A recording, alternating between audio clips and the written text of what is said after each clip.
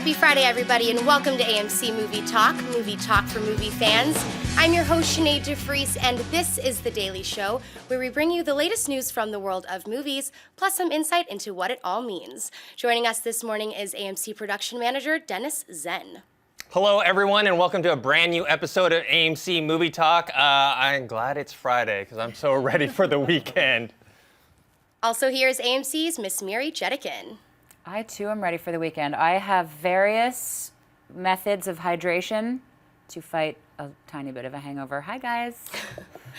And also AMC's Christian Harloff. Out of all the people yesterday that were nominated or not nominated for Oscars, I bet you Dick Pope had the best day out of everybody. Tom Hardy, who was set to play Rick Flag in the upcoming WB DC Universe movie Suicide Squad, has dropped out. According to The Hollywood Reporter, sources have explained his exit is due to his current shooting schedule on Alejandro González Iñárritu's The Revenant running longer than expected. It is also being reported that director David Ayer is seeking Jake Gyllenhaal to replace Hardy in the role. Dennis, what do you think of this news?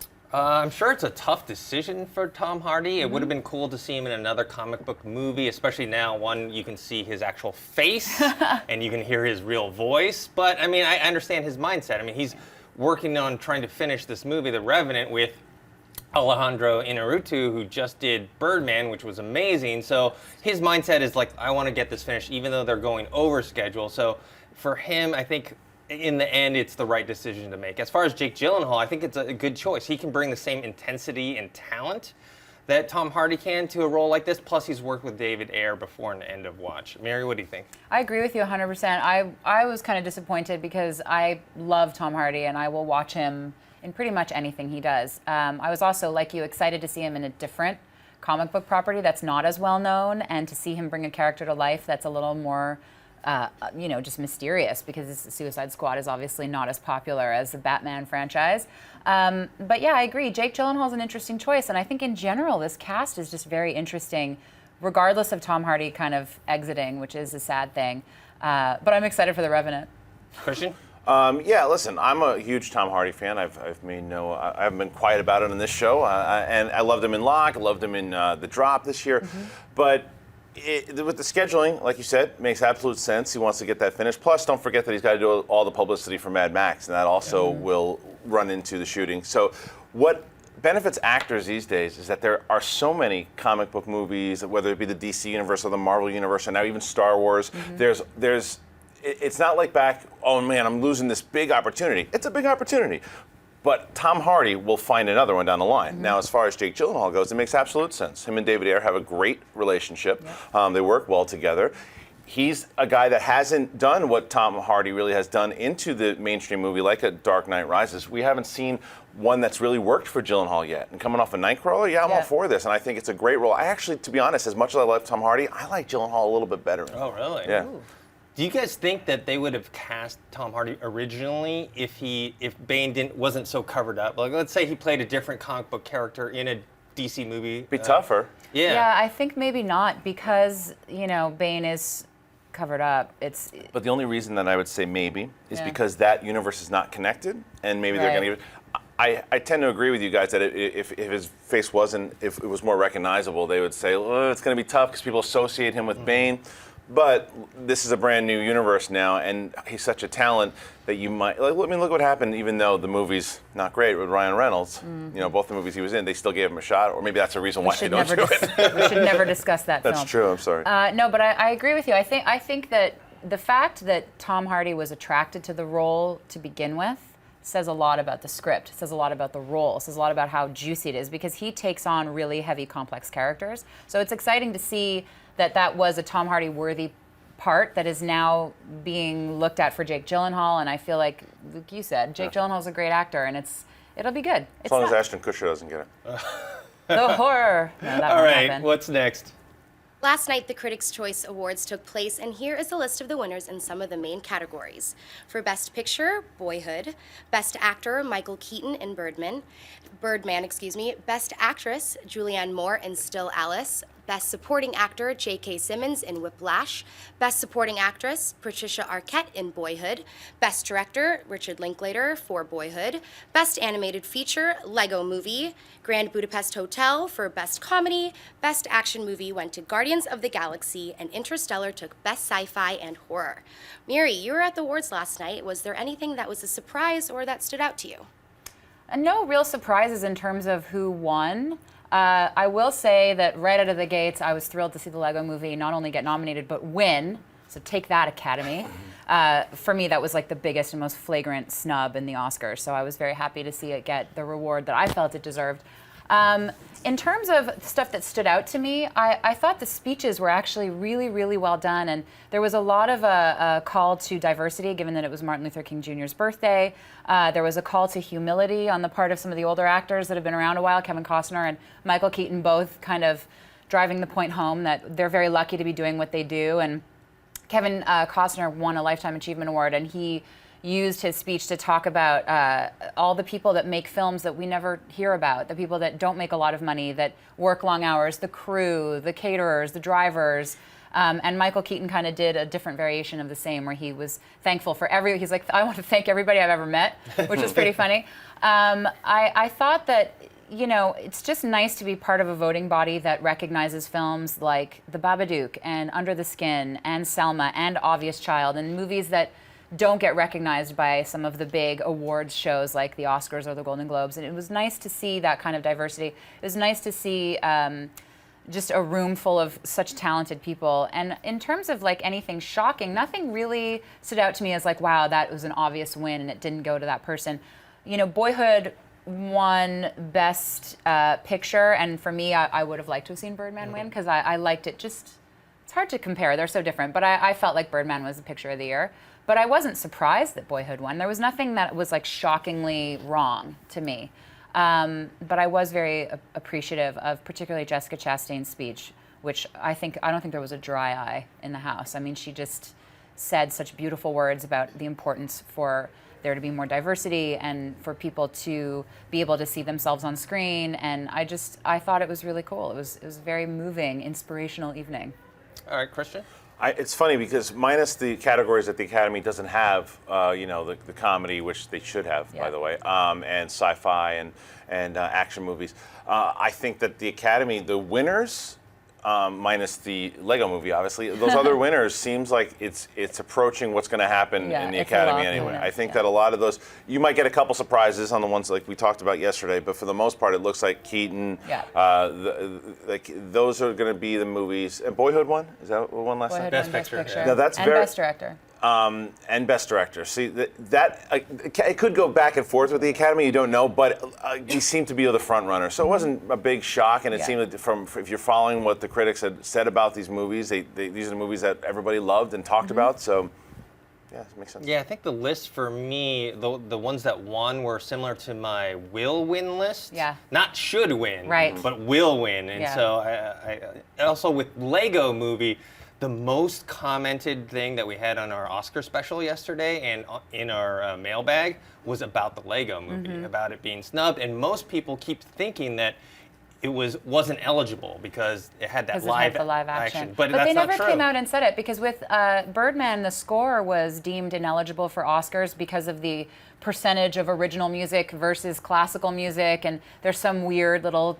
technical stipulation, and the Academy was very forthright about that. I would imagine that if there was some disqualifying thing, sorry, look what happened with Whiplash. They would come out and say it. They would be like, no, we love the Lego Movie, but we couldn't include it. They haven't said a word. So I don't know, maybe you're right, but I feel like they would be vocal about it because they're getting such bad press right now. No, but I mean, under the rules, it says that 75% of it only has to be in animation. Yeah, and it's only the end. It's not really... It's a very short scene. Yeah. And so, I don't know, did you guys see any of the tweets by Phil Lord and Chris Miller yesterday? They're pretty cool. They had the Lego statue of an Oscar. Yeah. We don't need one. Exactly. I think they're being very good-hearted about it, but it must have been odd for them, though. Well, their speech when they won was great. Like, you can watch it. I mean, if you go on your DVR and you have A&E, you can probably still see the awards. I think they're going to be replayed a few times, so you can see all these speeches for yourself. But they gave a great speech, and they were very wonderful. They had a good sense of humor about it, and I think they were appreciative of the Critics' Choice Award. And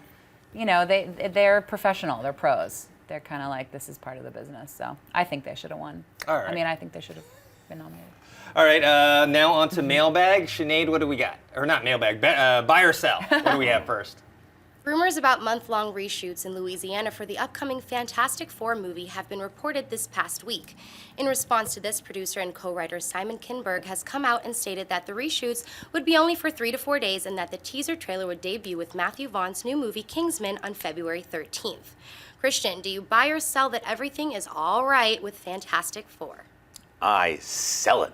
And it's funny because if you guys have been watching the last couple of weeks, actually last couple of months, I was talking about Fantastic Four. I said, give it a shot. I know that it might not follow what's going on, but this thing could be really cool. Look what happened with Chronicle. Look, I mean, we could get a cool movie here. And then these reports, oh, something stinks. What happened? Roll the window down in the car. Like something was going on. And finally, more reports are coming out. And when I said it last, like 2-3 weeks ago, I was like, no, you'll see. And then more reports. I'm telling you, this thing, I hate to say it because I hope it's not true. I hope I'm dead wrong. But I think this is going to be a disaster. I really do. I think that it's been too long before anything else. And they're going to have to put out a trailer eventually because they want to put the flames out a bit. And I think by putting it in front of the Kingsman with Matthew Vaughn attached. But when they asked Matthew Vaughn about it, he said, it's good.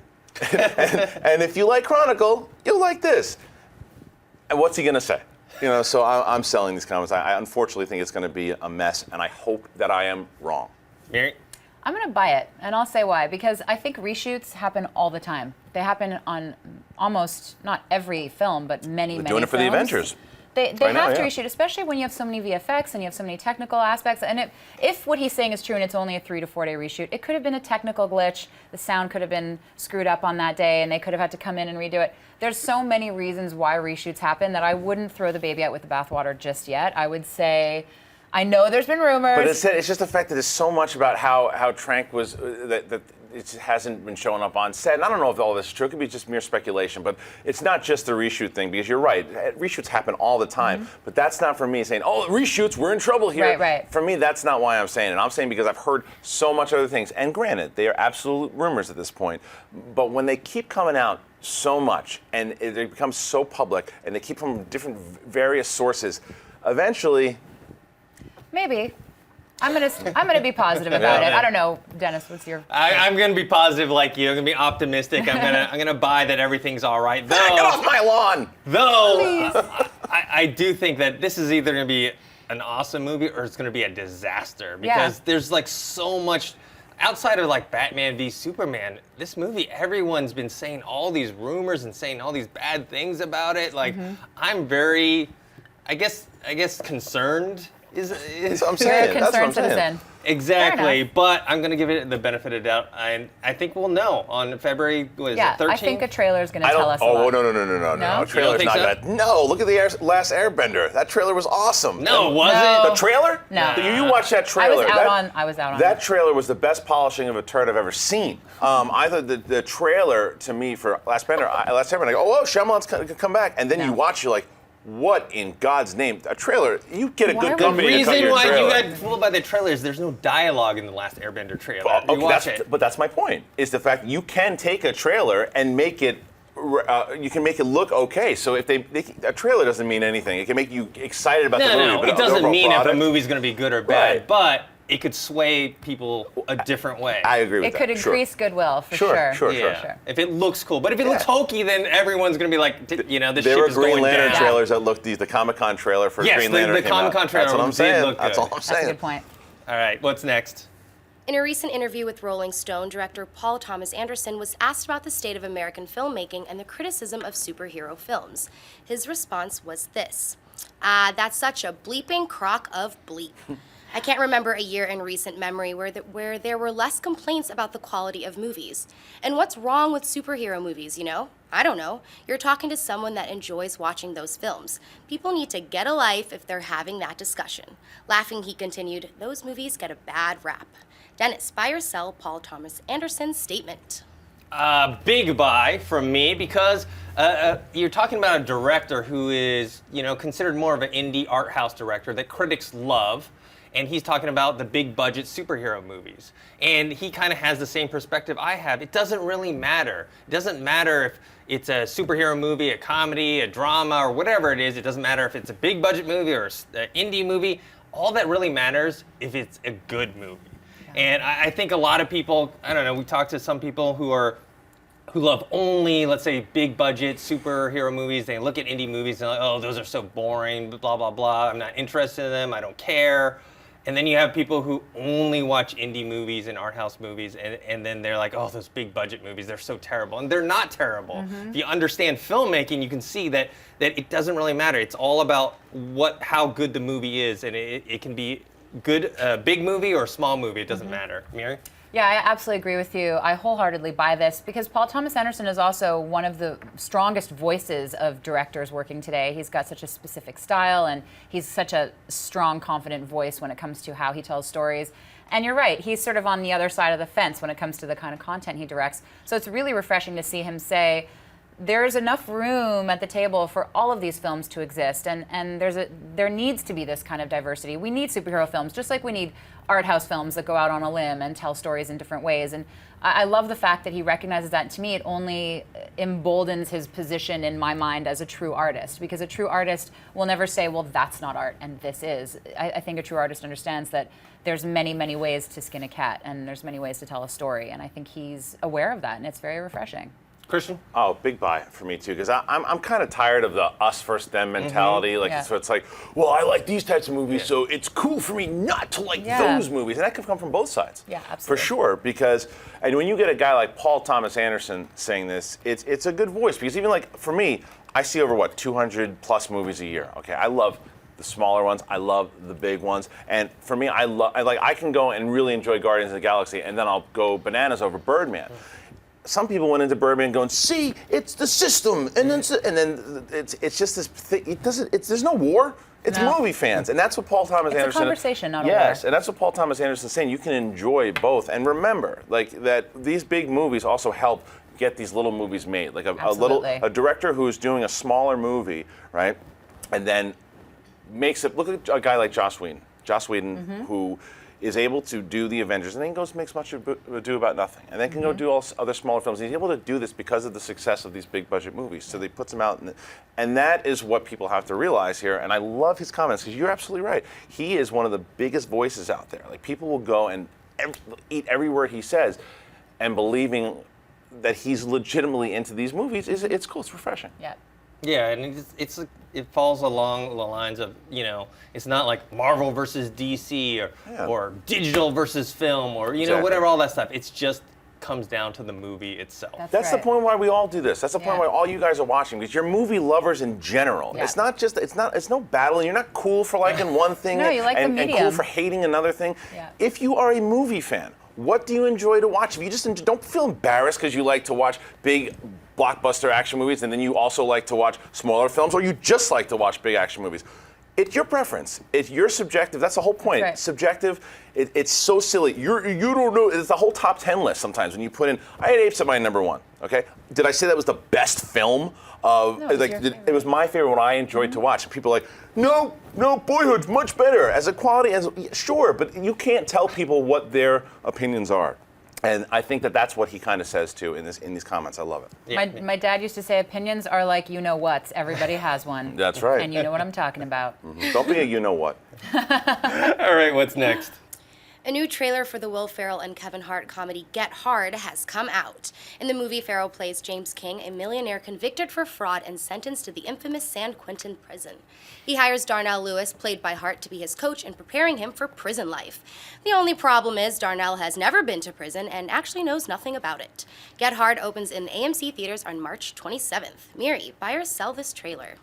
I gotta buy it. I laughed out loud several times watching this trailer. This movie could be a complete disaster. It could be one of the funniest films of the year. It's anyone's guess. Like we were saying earlier about trailers, sometimes it's smoke and mirrors and it's hard to tell. But I actually laughed on a number of occasions during this trailer. I think they clearly have chemistry, Kevin Hart and Will Ferrell, and I think that it's I don't know. There's one scene in the trailer where Kevin Hart's character gets just smacked across the face by his wife, and I thought it was funny. I don't know. We'll see. I'm gonna buy it for now. I'm gonna sell this. I'm a big fan of Will Ferrell's. I'm a big fan of Kevin Hart, but I only chuckled a few times. The sequence you mentioned, that's when I chuckled the most. But for the rest of it, I don't know. The concept sounds good on paper, but I think the execution, I almost feel like, remember that movie, The Internship? With Vince Vaughn, and they talked about how like it feels like a movie should have come out like 10 or 15 years ago. Yeah. I feel that way about Get Hard. Christian? I sell it also just because this movie is literally coming out today. It's called The Wedding Ringer. It's just instead of him helping someone to be a best man, he's helping someone get ready to go to prison, and Kevin Hart's doing the same thing. Will Ferrell hasn't been on point in a while. He hasn't had. I'm one of the few people who enjoyed Anchorman 2. I know a lot of people didn't like it. I know. I liked it. You did see that? A lot of people didn't like it. Well, but Anchorman has like a special podium in my heart and mind, so it's hard to live up that's to my that. point. Is that he hasn't had that hit. I mean, I guess Step Brothers was the last one people really loved from him. So, Kevin Hart right now, he's the it guy that people go, he makes, and whatever you think about him, he's a guy, he's making money right now, and that's what counts in Hollywood. He's the guy he's bringing in the box office. So this is a smart pairing, and it's good for Will Ferrell to go back and forth, but the trailer didn't do it for me. I just felt like I've seen it before, and it's just Will Ferrell doing the same kind of thing. I hope I'm wrong. I hope this movie's awesome. I love Will Ferrell, and I'm starting to dig Kevin Hart more and more. I actually got a lot of laughs out of The Wedding Ringer. So we'll see. All right, guys. So before we get into mailbag, I want to remind you that we're going to answer some live viewer questions on Twitter. You can tweet us at AMC Movie News, and Sinead will pick some out. But before that, let's get on to mailbag. Harry Green writes, looking forward to today's awesome show. Do you feel that The Hobbit should have at least got a nomination in the Best Costume Design and/or Special Effects categories? Or do you think that the Academy has a mindset of seen it already with the Middle-earth franchise? With the costume design, I think that might be part of it. I think maybe because we've seen all the Lord of the Rings movies and 2 other Hobbit movies, maybe people are like, oh, they're not as impressed with the costume designs. But I disagree about the visual effects, because those visual effects, even though there's a lot of them, it's a 2-hour movie, 90 minutes of it is action, and there's a ton of action. But the CG did not look that great. A lot of it looked cartoony, unfinished, and quite frankly, I thought I was watching some parts of it like a video game cutscene or something like that. Miri? Yeah, I agree with you wholeheartedly. I feel like it does have the disadvantage of being the 6th film in a franchise where everything does kind of look the same. It's Middle-earth. It's the same world. But I agree with you. I wasn't entirely impressed with the quality of the visual effects with the last film, and I feel like there were a lot of strong entries for visual effects this year that trump, The Hobbit. So I'm not entirely surprised. Christian? Yeah, I agree with you guys. I'm not really going to say much different. I absolutely agree with you, Dennis. I think that the fact that we've seen the Middle-earth costumes before, that they're like, no, it's great, but what's different from the first round? And that's not saying anything against them. They're trying to be consistent with what the tone is. So, but as far as the nomination goes, as far as visual effects, I still think that they hurt themselves by making all of the orcs performance capture, and I would have much rather seen them do more makeup and stuff the way they did in the original one, I think, and then add the visual effects towards other things, because it's very noticeable. And Schnepp said it yesterday on the show, and I agree with him 100%. The best visual effects are the ones that make you not even realize there are visual effects, and you're very aware that there are a lot of visual effects in this movie. All right, what's next? Bijan Biaris writes, Hi AMC, I love your shows and keep them coming. My question is, if you could have 2 directors collaborate and make a film together, who would they be and what movie do you want to see from them? For instance, I want to see Guillermo del Toro and John Carpenter make a Lovecraftian horror film because they both know and love that genre. Maybe with Carpenter, del Toro can finally get it greenlit by Universal. Thanks, guys.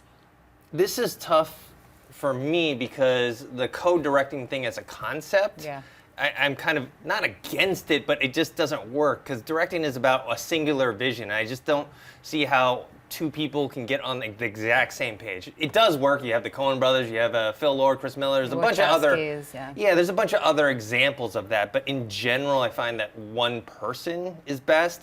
If I had to choose, I'd love to see a Scorsese-Tarantino collaboration, and they do like a crime drama together. But other than that, in general, I'd rather just see one director. Christian?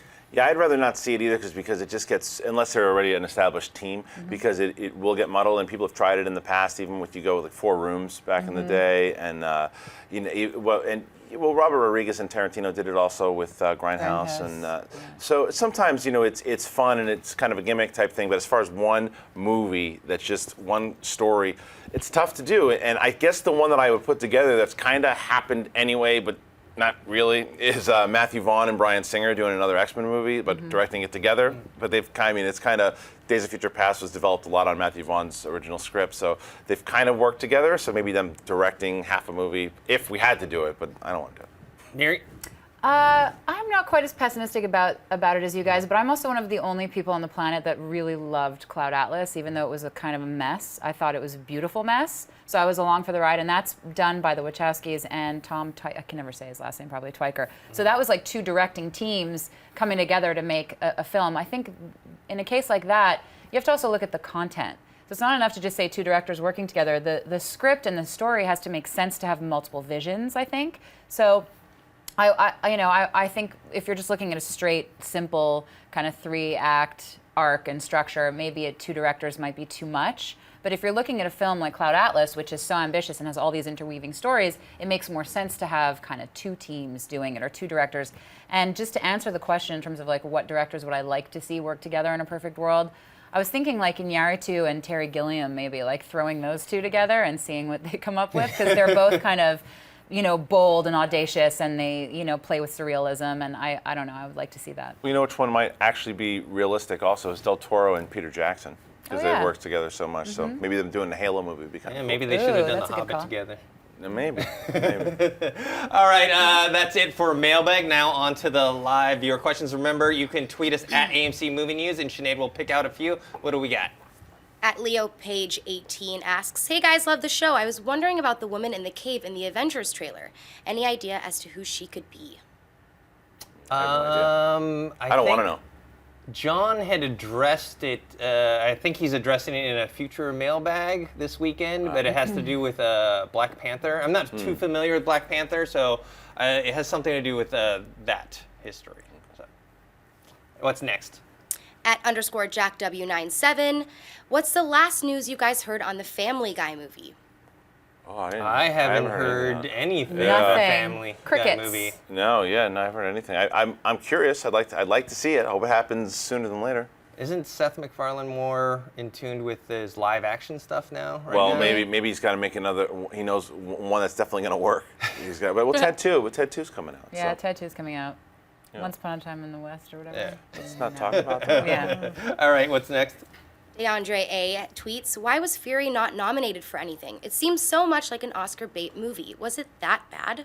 No, it wasn't bad. I thought that it was actually really good, but I don't think it was Oscar caliber, for sure. I don't think they were even aiming for Oscar when No. they came out. I mean, their campaign and their marketing did not smack of like awards fodder to me at all. No, it So. didn't. I mean, it had some really good moments, for It was sure. nominated for a BFCA for a Critics' Choice Award for Best Action Movie, which Good, is kind of right. interesting because it's kind of more than an action movie, but not quite at the level of what the Academy looks for. So it's an interesting gray area. Well, didn't Fury. American Sniper get American voted? Sniper got voted and won. So Won for Best Action Best Movie. Action Movie. Really? Yeah. It's kind of strange, but I mean, these are kind of gray areas. There's a lot of action in both films. Yeah.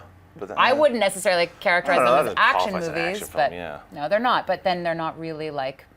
I mean, Fury is technically a period war film, Right. but it's also I don't know. Yeah. I don't make these wouldn't. choices. I wouldn't consider it a Best Picture nominee, but No. some of the performances I think maybe would be worthy of a supporting actor nomination. I'll tell you what, and Shia LaBeouf is the one guy I would actually nominate. He was great. He was And great. He you stole guys that movie. You've heard me actually. rant about that guy. I take away his personal things. As far you talk about a guy that showed up, he is the most engaging thing in that entire movie. And he's deeply method, apparently. Like whenever he does anything, it's yeah. like he goes. Yeah, he was great in the movie. I enjoyed that movie a lot more than I thought I would. It just didn't hit that level of, Academy. All right, another one. Sahil tweets, "Hello, is it worth the studio's money trying to show trailers at the Super Bowl when it costs so much money?" Yes. Absolutely. There are so many eyeballs on that TV screen when the Super Bowl is on. It's an American holiday. It really is. It is. I mean, everybody watches it. Even people who don't watch football watch the Super Bowl because of the commercials. I mean, that's part of the culture of the Super Bowl is what's on in, at commercial breaks. And the halftime show, I mean, there are more and more women watching football every year. There's more, the audience is broadening. I think it's absolutely worthwhile for studios to place their trailers. Yeah, don't forget what the main purpose of those commercials are is awareness, brand awareness. So the commercials for Super Bowl for the longest time are events, just like the actual game. Yeah. So when these big trailers come, people are, every time you're at a party, the people will, if it's a big trailer people care about, even if people don't know about it, shh, it's a new Avengers trailer, shh, and then everybody's quiet, and then everyone talks about it, and whatever the next commercial is gets buried over the big trailer because everyone's talking about it. So it's brilliant. It's a good spot. If you're going to spend your money, remember how much money goes into marketing and advertising. That's prime real estate right there. Because, like you said, how many eyes and ears are on that? That's where you want to put it. That's where you spend your money. For me, I say it's worth it for the right type of movie. You got to get the right eyeballs on it. You're not going to do a period piece drama during the Super Bowl. And at the same time, I almost feel like even the bigger budget ones, like say like Avengers: Age of Ultron, I think that almost is a waste because most of that audience knows Avengers is coming out already, and they're already excited for it. Yeah. You want to get something that maybe is a little Something less new. known. I don't know, man, because you also have to realize. I mean, in our age demographic, sure, but you also remember the older demographic that doesn't like. I was even talking to my dad the other day, and he was like, "Oh yeah, the Avengers is coming out, right?" He's not, but when he sees the trailer on Super Bowl, he'll get excited for it because my dad loves those movies. But that's probably the first time he's really going to see that trailer. He's not going on the internet. Yeah, checking it's for true. it. There's a lot of people watching the Super Bowl that are not as savvy as we are at this table and as you guys are at home. It's not. There are people that my mother-in-law doesn't ever watch. Right, and she'll watch the Stuff game, on the internet, and she'll know about the Avengers trailer. Actually, she does watch a lot of stuff. On the Well, internet. your dad and my dad are totally different because my dad is not going to watch Avengers: Age of Ultron at all, even if he sees the advertisement during the Super Bowl. Yeah, my dad loves those movies. All right, last one. Tim Turbo asks, what reasons do you guys think that only dramas or biopics ever get nominated for Best Picture? What about the other genres? There's something to be said about it. Like we said before, I mean, it's silly at this point. Make a comedy category, for God's sake. I just can't believe there isn't one. Comedies have been a viable genre since the dawn of film. It's like, think about some of the greatest movies ever have been comedies. So I agree with you. I'm wondering. No, it's okay. I'm wondering if because when we talked about these yesterday, that the majority or the age range are like 65 and up for the main voters. So I'm wondering, as the Academy ages with our generation, if our generation are the older ones, if more of these movies will start to get nominated. I think they will. Because like we said yesterday, with Lego Movie or even Dawn of the Planet of the Apes, whatever you want to think about as far as the Andy Serkis element of the performance capture, as we see more and more in our generation, eventually I think that will happen, that someone will be nominated, whether it's Andy Serkis or someone else.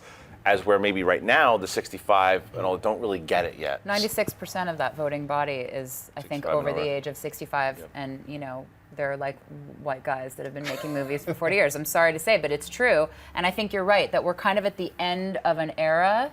And I think the change is already happening, as we can see at the box office. The change is happening in indies. The change is happening across the board in the film business and the way films are distributed. But this just happens to be a voting body that's still very influential, but that demographically is not any more representative of who's going to see movies, who's watching movies, who's talking about movies. Right. So you're right. I think we're on the brink of sea change, which is great. That and the culture is. They take themselves pretty seriously. It's a prestigious award, and so it's kind of gone into that rut now of, I don't know if rut's the right word, but it's pattern of only very serious movies, and the only comedies that actually make it are kind of more dramedies. So I'd like to see that change, but like you said, maybe we have to just wait for it. Yep. All right, guys, so that's it for today's show. I want to thank you guys for joining us. I'd also like to thank the people at the table. Miri, where can people find you? You can find me on Twitter and Instagram at Miri the Jedi. Christian? Same thing, at Twitter or Instagram at Christian Harloff. And I want to thank our host, Sinead. I'm on Twitter and Instagram at Sinead DeFries and at thatsosinead.com.